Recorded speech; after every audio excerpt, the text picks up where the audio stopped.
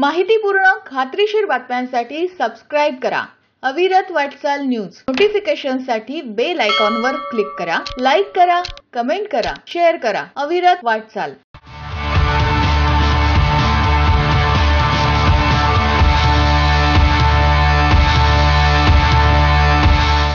मागच्या एक आठवड्यापासून नवी मुंबई शहरामध्ये जे कोविड बाधित रुग्ण आहेत त्यांच्यासाठी बेड अवेलेबिलिटी बाबत काही तक्रारी येत आहेत की आवश्यकतेप्रमाणे वेळेमध्ये बेड मिळू शकत नाही आणि बऱ्याच वेळा हेल्पलाईन नंबरला किंवा हॉस्पिटलला फोन केल्यानंतर सुद्धा बेड इमिडिएट उपलब्ध नाही झाल्यामुळे रुग्णांना फार मोठा मनस्ताप सहन करावा लागतो।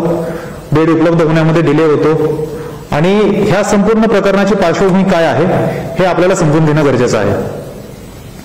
महानगरपालिकेच्या वतीने इमर्जन्सी बेड अवेलेबिलिटी ॲज वेल एज ॲम्ब्युलन्स अवेलेबिलिटी याच्यासाठी एक हेल्पलाईन नंबर आम्ही सुरू केली आणि ह्या हेल्पलाईन नंबरवरती 24 तास डॉक्टर लोकांची टीम बसलेली असते आणि ज्याही रुग्णाला कुठल्याही प्रकारचा बेड उपलब्ध होणं गरजेचं असेल तर त्यांनी त्या हेल्पलाईन नंबरला फोन करणं, त्याला आपल्या सिम्पटमची माहिती देणं आणि त्या डॉक्टरांच्या मार्फत त्यांना जो सुयोग्य पद्धतीचा बेड आहे तो लवकरात लवकर उपलब्ध करून देण्यासाठी सर्व नोडल ऑफिसरला ते कॉन्टॅक्ट करणं आणि त्यांच्या मार्फत बेड उपलब्ध करून देणं, अशी ही याची कार्यपद्धती आहे।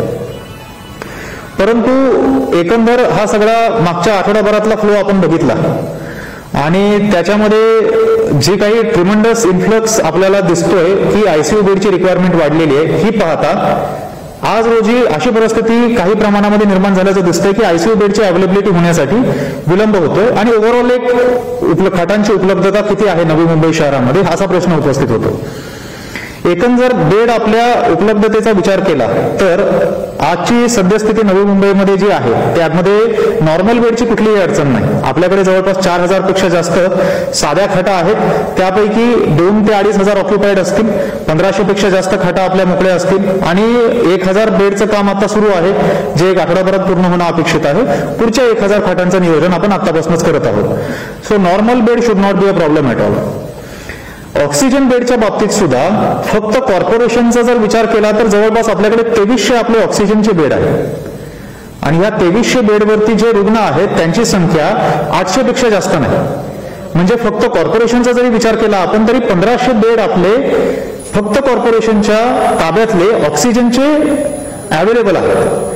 सो आज रोजी नवी मुंबई शहरामध्ये एखाद्या रुग्णाला ऑक्सिजन बेडची अवेलेबिलिटी उपलब्धता हवी असेल तर त्याला बेड उपलब्ध होणार नाही अशी परिस्थिती थोडीही नाही, कारण आपल्याकडे सिडको एक्झिबिशन मध्ये 1200 बेड आहेत, त्या 1200 बेडला ऑक्सिजन आहे। तिथे आज रोजी DCSC प्रोटोकॉलवरती म्हणजे ऑक्सिजनचा जो प्रोटोकॉल असतो त्याच्यावरती 600 रुग्ण आहेत। त्याचबरोबर आपल्याकडे राधास्वामीमध्ये साधारणतः 300 ते 350 ऑक्सिजनचे बेड आहेत। एक्सपोर्ट हाऊसमध्ये 550 बेड आहेत जिथे आपण अजूनही ऑक्सिजनचे रुग्ण घ्यायला सुरू केलेलं नाही, कारण रुग्णांची ऑक्सिजनची तेवढी संख्या अजून वाढलेली नाही शहरामध्ये।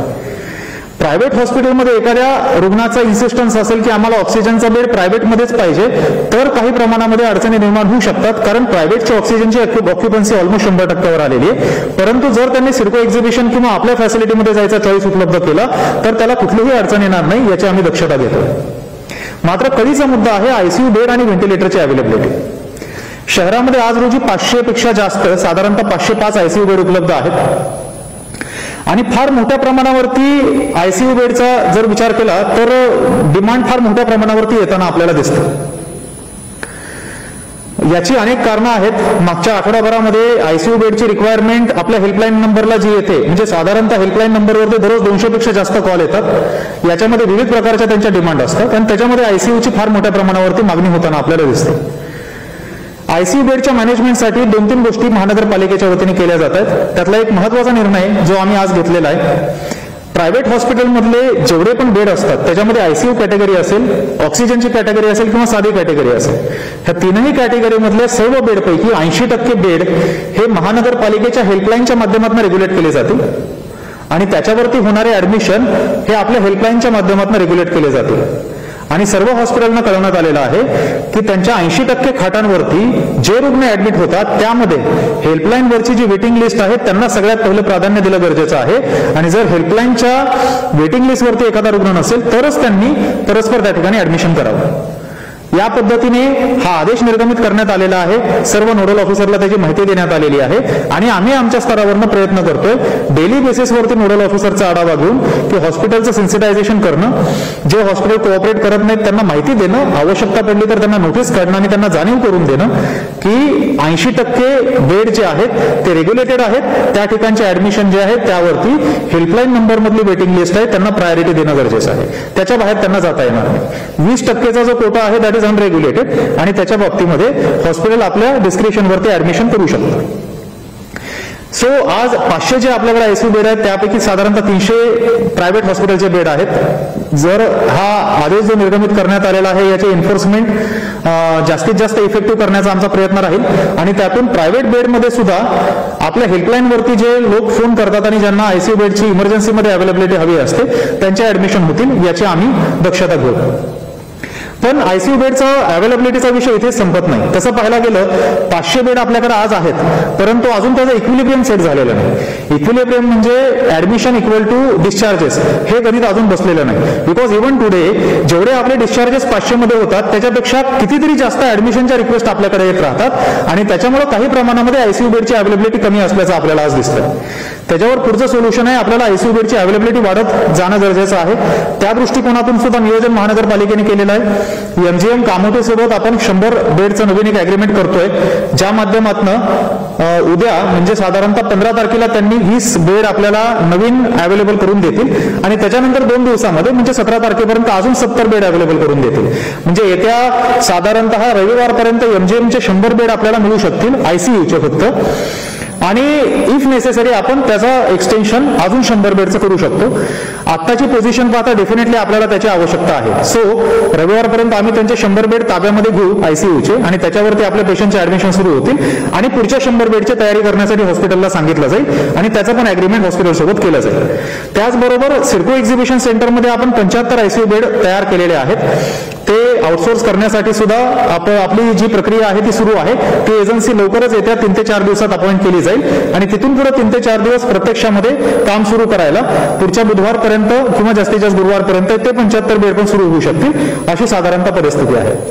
सो 175 बेड पहिल्या टप्प्यामध्ये आणि ऍडिशनल 100 अशा पद्धतीने आयसीयू बेडची उपलब्धता वाढल्यानंतर अपेक्षा आहे की हा जो इक्विलिब्रियम म्हणतो आपण डिस्चार्जेस इक्वल टू ऍडमिशन हा सेट व्हायला थोडेफार चान्सेस राहतील आणि इमिडिएट आपल्याला आयसीयू ऍज वेल एज व्हेंटिलेटर आणि बाय द वे व्हेंटिलेटर बेडची अवेलेबिलिटी आणि ICU both go in sync with each other. प्रत्येक 100 आयसीयू बेडच्या मागे आपण 40 व्हेंटिलेटर वाढवतो. त्यामुळे ज्या आपण नवीन आयसीयूचे बेड वाढवतोय त्याच्यामध्ये व्हेंटिलेटेड बेडची पण संख्या वाढेलच, त्याच्याबद्दल काही दुमत नाही. मात्र जी उपलब्धता आयसीयू बेडची आहे त्याच्यामध्ये आज रोजी आपल्याला दिसतंय की फार स्ट्रेन झालेला आहे आणि त्याच्यामध्ये ज्या लोकांच्या रिक्वेस्ट येतात काही लोकांना त्यामध्ये इमिडिएट आयसीयू बेडचा बेड मिळायला अडचणी निर्माण होत आहेत. याचं one of the reasons ICU बेडचं डिमांड प्रचंड प्रमाणात वाढते आणि त्याचं कारण काय ही पण बाब फार महत्वाची ठरते. जनरली आपल्याकडे डीसीएससी ची फॅसिलिटी असते म्हणजे आपल्याकडे सिडको एक्झिबिशन सेंटर, या सेंटरमधनं जसजसं पेशंट ऑक्सिजनवरती जातो आणि त्यापैकी काही पेशंटची तब्येत खालावते त्यांना आपण आयसीयू मध्ये शिफ्ट करतो आणि this is a trend through which referral to ICU bed happens. मागच्या 1 आठवड्यामध्ये डायरेक्ट आयसीयूला जाणाऱ्या पेशंटची संख्या वाढताना दिसते. म्हणजे काही लोक जे होम आयसोलेट झालेले आहेत त्यांची तब्येत घरी असताना खालावते आणि त्यांना बेडची अवेलेबिलिटी निर्माण होते ती डायरेक्ट आयसीयूची निर्माण होते आणि त्याच्यामुळे अपार्ट फ्रॉम म्हणजे सिडको एक्झिबिशन सेंटरमधून दररोज 10 ते 15 पेशंट आपले आयसीयू डीवाय पाटीलला जात असतील आणि इतर पेशंट आपण प्रायव्हेट हॉस्पिटलला पण ट्रान्सफर करतो. त्याचबरोबर जे होम आयसोलेटेड पेशंट आहेत त्यांच्याकडनं डायरेक्ट आयसीयूची डिमांड वाढताना आपल्याला दिसते आणि त्याचं कारण समजून घेणं गरजेचं आहे. होम आयसोलेशनचा प्रोटोकॉल ठरलेला आहे की कुणाला होम आयसोलेशन अलाउ केलं जाऊ शकतं. त्याच्यामध्ये सिनियर सिटीजन असेल आणि हेवी कोमॉर्बिडिटी असेल आणि सिम्पटम जर असतील मॉडरेट टू सिव्हिअर सिम्पटम असतील त्या व्यक्तीला होम आयसोलेशन ऍडवाइज केलं जात नाही. आणि असं निदर्शनास येतंय की काही कुटुंबांमध्ये एखादी सिनियर सिटीजन व्यक्ती असेल किंवा हेवी कोमॉर्बिड व्यक्ती असेल त्यांना सजेस्ट केलं की तुम्ही होम आयसोलेट होणं योग्य होणार नाही, तरी त्यांचा प्रचंड आग्रह राहतो की आम्हाला होम आयसोलेट व्हायचं आहे. अगेन्स्ट ऍडवाइस ते होम आयसोलेट होतात आणि त्याच्यानंतर जर पुढे काही कंडिशन त्यांची खालावली तर खालावलेल्या कंडिशन सहित हॉस्पिटलला रिपोर्ट होतात आणि मग हॉस्पिटलमध्ये ऑलरेडी आल्यानंतर जर कंडिशन खराब असेल डायरेक्ट आपल्याला आयसीयूला शिफ्ट करावं लागतं. तिथून पुढे त्यांची रिकव्हरी करण्याची प्रोसेस अधिक कठीण बनते, क्रिटिकॅलिटी वाढते. आजच आमच्या सायंकाळच्या व्हीसी मध्ये जी केस निदर्शनास आली, एका पर्टिक्युलर UHP मध्ये एक ज्येष्ठ नागरिक 80+ ची महिला आहे, त्या व्यक्तीला होम आयसोलेशन आपल्याला ऍडवाइस करणं शक्य नव्हतं. डिस्पाईट सो मेनी एफर्ट त्या कुटुंबाने इन्सिस्ट केलं की त्यांना होम आयसोलेशन करायचं आहे. परवा दिवशी त्यांनी होम आयसोलेशन केलं आणि आज ती केस हॉस्पिटलमध्ये रिपोर्ट झाली विथ ऑलमोस्ट 80 SpO2 सॅच्युरेशन. आता एवढ्या सिनियर एजला जर सॅच्युरेशन एवढं ड्रॉप झालेलं असेल तर it becomes very critical case in ICU. आणि त्यांना जर त्यावेळी इन्स्टिट्यूशन आयसोलेशन मध्ये आले असते तर योग्य वेळी ऑक्सिजन लावून पुढे आयसीयू पर्यंत जाण्याची वेळ सुद्धा आपल्याला टाळता आली असते.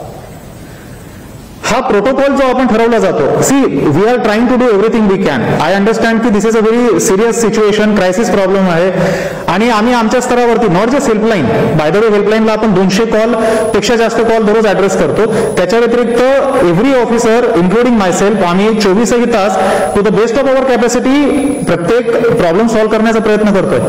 बट देन त्या पद्धतीने काही लोकांकडनं जर रिस्पॉन्स नाही भेटला, home isolation, everybody if things की मला होम आयसोलेशनच पाहिजे आणि मी फक्त डिस्पाईट मेडिकल ऍडवाइस मला कॉर्पोरेशनच्या फॅसिलिटीमध्ये नको किंवा मला हॉस्पिटलमध्ये जायला नको आणि क्रिटिकल स्टेजला फक्त हॉस्पिटलमध्ये येऊन परत we should give doctors some chance so that through medication a patient can come back.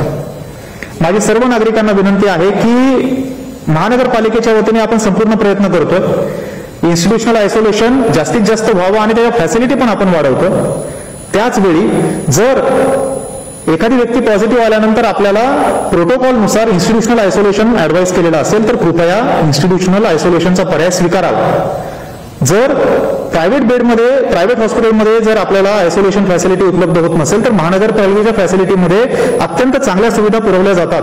ज्या ज्या ठिकाणी अडचणी आहेत इमिडिएट आम्ही त्या ठिकाणी रिस्पॉन्स करतो, विदिन नो टाइम त्या ठिकाणी कार्यवाही केली जाते. पण कोविड अशी गोष्ट आहे की ज्याच्यामध्ये सिनियर सिटीजन असेल किंवा हेवी कोमॉर्बिडिटी असेल, परिस्थिती खालावायला वेळ लागत नाही आणि मग आयत्या वेळी आयसीयू बेड जरी मिळाला तरी तिथून पुढे रिकव्हरी अजून जास्त क्रिटिकल बनते. माझी सर्व नागरिकांना विनंती आहे की कृपया मेडिकल ऍडवाइस असेल त्या पद्धतीने आपण बिहेव करावं, त्या पद्धतीने रिस्पॉन्ड करावं. मेडिकल यंत्रणा आहे ती पण प्रचंड स्ट्रेस खाली आहे, त्यांच्या पण अडचणी अजून वाढणार नाहीत आणि सर्वांनी जर कोऑपरेशन केलं आणि त्याचबरोबर आम्ही आमच्या पूर्ण क्षमतेने आयसीयू बेडची कॅपॅसिटी तर वाढवतच आहोत, त्याचबरोबर 80% रेग्युलेशन जे आहे त्याची एन्फोर्समेंट सुद्धा पूर्ण क्षमतेने करू आणि एक इक्विलिब्रियम एकदा सेट झाला की आयसीयू बेडच्या अवेलेबिलिटीची पण आपल्याला कुठली अडचण येणार नाही. हे पूर्णतः पाहण्यासाठी आम्ही सतर्कपणे कार्यवाही करत आहोत आणि आपल्या सहकार्याने लवकरात लवकर ह्या क्रायसिसच्या आपण बाहेर पडू.